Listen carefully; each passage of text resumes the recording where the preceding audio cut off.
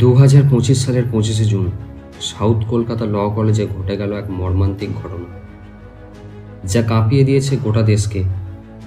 নিজের কলেজেই ধর্ষণের শিকার হতে হলো 24 বছর বয়সী এক প্রথম বর্ষের ছাত্রীকে। আজকের ভিডিওতে আমরা জানব ঠিক কী ঘটেছিল সেই দিন।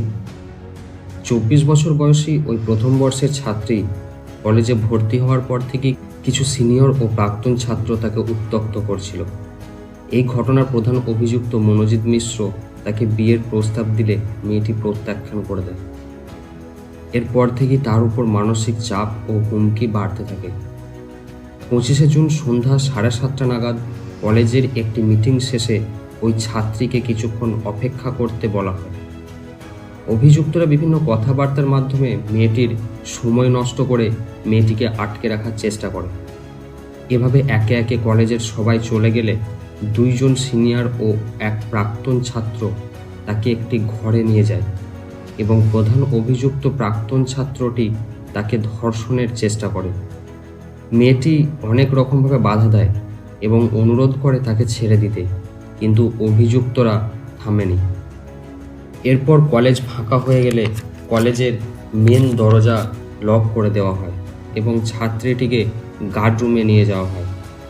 এখানে আশ্চর্য ঘটনা হলো, নিরাপত্তারক্ষী ছাত্রীটিকে কোনো রকম সাহায্য না করে সেই অভিযুক্তদেরকেই বরং সাহায্য করে।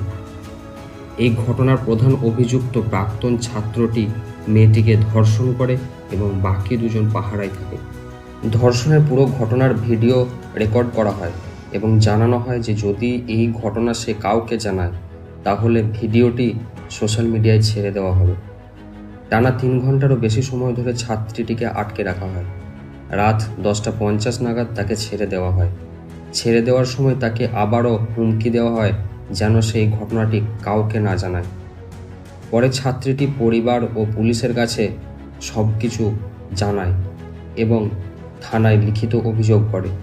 মেডিকেল রিপোর্টে ধর্ষণের আলামত, কামড়ের দাগ ও নখের আঁচড় পাওয়া যায়। সিসিটিভি ফুটেজেও অভিযুক্তদের গতিবিধি স্পষ্ট দেখা যায়। পুলিশ দ্রুত তদন্ত শুরু করে। অভিযুক্ত মনোজিৎ মিশ্র, জাইব আহমেদ, প্রমিত মুখার্জি এবং নিরাপত্তারক্ষী পিনাকি ব্যানার্জিকে গ্রেপ্তার করা হয়। তদন্তে উঠে আসে এই হামলা নাকি পূর্ব পরিকল্পিত ছিল এবং অভিযুক্তরা আগেও ছাত্রীদের এইভাবে ব্ল্যাকমেল করত। ঘটনার পরপরই কলেজ ক্যাম্পাস ও শহর জুড়ে প্রতিবাদ শুরু হয়। ছাত্রছাত্রী, শিক্ষক এবং বিভিন্ন সংগঠন দোষীদের কঠোর শাস্তি ও ক্যাম্পাস নিরাপত্তা জোরদারের দাবি জানায়। রাজ্য ও জাতীয় মহিলা কমিশন ঘটনাস্থল পরিদর্শন করে। রাজনৈতিক মহলেও ব্যাপক আলোচনা শুরু হয়। এই ঘটনা আমাদের চোখে আঙুল দিয়ে দেখিয়ে দিয়েছে ক্যাম্পাস নিরাপত্তা, প্রশাসনিক জবাবদিহিতা এবং সমাজে নারী নিরাপত্তা কতটা জরুরি। আপনারা কি ভাবছেন এই ঘটনার ব্যাপারে তা কমেন্টে লিখে জানান এবং ভিডিওটি শেয়ার করুন যাতে সবাই সচেতন হয়।